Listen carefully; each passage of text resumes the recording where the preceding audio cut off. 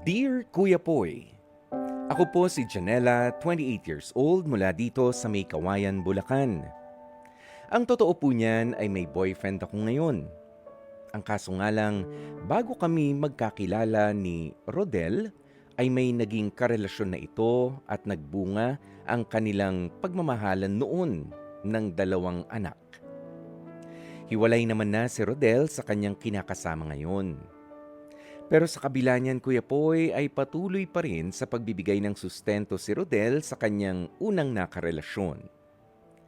Alam ko na hindi na rin nakikipag-ugnayan o nakikipag-usap pa si Rodel sa dati niyang kinakasama. Ayaw daw kasi niyang umasa ang kanyang dalawang anak na magkakaayos pa sila ng ina ng mga ito. Recently, ikinwento ni Rodel na naospital pala ang kanyang 1-year-old na anak. At bilang ama, ay si Rodel ang sumagot sa lahat ng babayarin sa ospital. Idagdag pa ang gastos pagdating rin sa mga kakailanganing gamot ng anak nila. At dahil sa laki ng naging gastos na inilabas ng boyfriend ko, ay umamin ito sa kanyang dating karelasyon na hindi na raw muna ito makapagbibigay ng sustento sa kanyang ex-jowa dahil ongoing pa rin ang gastusin para sa kanilang naging anak sa gamutan. Sa totoo lang, Kuya Poy, naaawa ako kay Rodel dahil said na ito. At dahil nga patuloy na napupunta ito sa panggastos sa ospital at mga panggamot ng kanyang anak, at bukod pa dyan ay nagbibigay din pala siya ng monthly budget sa kanyang mag-iina.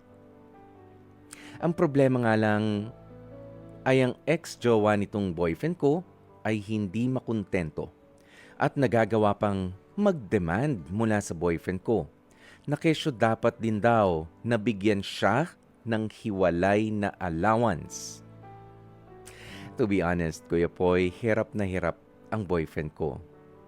Pero sa kabila niyan, ay hindi man lang inuunawa ng ex-jowa niya ang pinagdaraanan din naman ni Rodel. Gusto ko lang pong malinawan. Dapat pa nga bang magbigay ng hiwalay na sustento si Rodel sa kanyang dating karelasyon?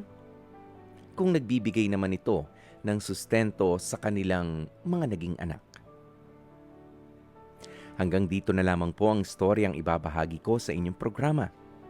Maraming salamat po sa pagkakataon. Sakaling mapili ninyo bilang tampok ang storyang ibinahagi ko. Lubos na gumagalang, Janela. Hanggang nga po natin kanina, ang kwentong ibinahagi ni Janela tungkol sa kanyang boyfriend. Okay, na merong nakaraan. Ito palang si Rodel ay meron ng nakarelasyon dati, live-in partner niya na nagkaroon sila ng dalawang supling. Ang problema pala nitong si Rodel ay talagang nanghihingi itong kanyang ex. Okay? Ex-live-in partner o ex-common law wife. Ayan, common law o live-in partner. Yan po ang tawag dyan sa mga kapatid po natin. Oo, ng dalawang anak. Nga lang, nung nagkasakit yung anak niya, nagbibigay naman pala ng sustento even before na magkaroon ng aberya itong si Rodel. Nga lang, nire-require daw nitong dating kinakasama na siya rin ay dapat merong monthly allowance bukod doon sa mga bata. Yan yung tinatanong sa atin ni Janela. Alam mo, Janela, medyo puntahan na natin to. By law, wala naman talagang claim ang common law partner. Okay, dito sa Pilipinas at least. Okay, kahit pa nga meron silang anak. Pero meron talagang pananagutan itong si Rodel doon sa dalawang bata na hindi niya dapat pababayaan. Okay? Nasa family code yan para sa child support and custody. Ayan, nandun yan sa rule on support na ibinibigay naman nitong si Rodel. Alam mo ang maganda rito, kausapin mo yung partner mo na si Rodel na linawin doon sa kanyang partner noon na kung ano man yung ine-expect niya na para sa kanya mas maigi na kalimutan niya na. Kasi yun na lamang mga bata ang kanilang common na dapat na pinag-uusapan. Pero yung para sa kanya naman bilang ex na partner ay kailangan niya ng isuko yun. Pero syempre mas magiging masakit yan para doon sa dating partner nitong si Rodel. Oo, kaya mas maganda na merong eksperto, mas maganda merong lawyer na mamamagitan doon sa dating magkinakasama. 'Di ba? Ganoon 'yon. Kung darating man sa puntong 'yon. Pero sa feeling ko lang rin naman dahil 1-year-old pa lang yung isang anak nila no, ay siguro fresh pa doon sa nanay at hindi niya pa matanggap na nagkahiwalay na sila ng kanyang ex. Kaya mas haba-habaan mo pa, Janela, ang pasensya mo.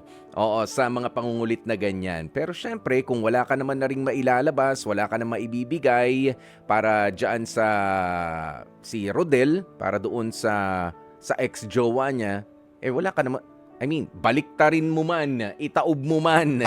Oo, yung anong tawag mo rito? Yung baul na mga pinagtataguan ko ng mga lumang pera.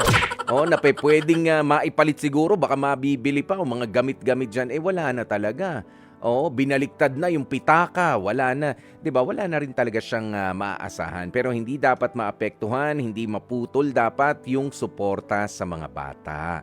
Ayan, at hindi lang naman doon sa pagbibigay ng pera o financial allowance o responsibility doon sa mga bata, nagtatapusan lahat ng yan. Even sa custody, kailangan malinaw din. Oo, nakakapiling ba nitong si Rodel ng mga araw na gusto niya itong mga batang ito? Ayan. Oo, pero sa ngayon kasi, dahil bata pa nga ang kanilang mga supling, talagang medyo mas nandun tayo sa mas may karapatan yung nanay para doon sa kustodiya. Doon sa mga bata until a certain age na pwede na silang pumili, kay tatay ako, kay nanay ako, pero hindi pa dyan ang pinag-uusapan natin. Ang pinag-uusapan pa lang is the financial support.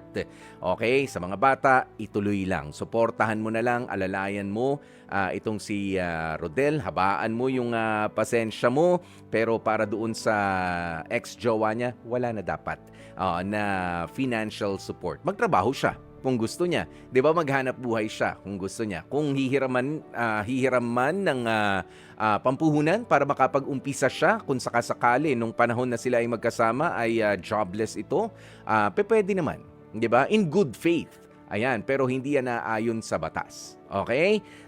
Janela, yun na lamang ang mga maipayo mo. Pero ang pinakamaganda, i-discuss mo yan kay Rodel without anong tawag mo rito, yung without yung malis na anong tawag mo rito, i-down yung kanyang ex-partner. Kailangan lang na malaman niya ang ganito mga klase ng impormasyon, pero not necessarily na parang sinisiraan naman yung dati niyang karelasyon, dahil mind you, meron silang mga anak na kailangan na suportahan din. Hindi lang financially, kundi emotionally and spiritually.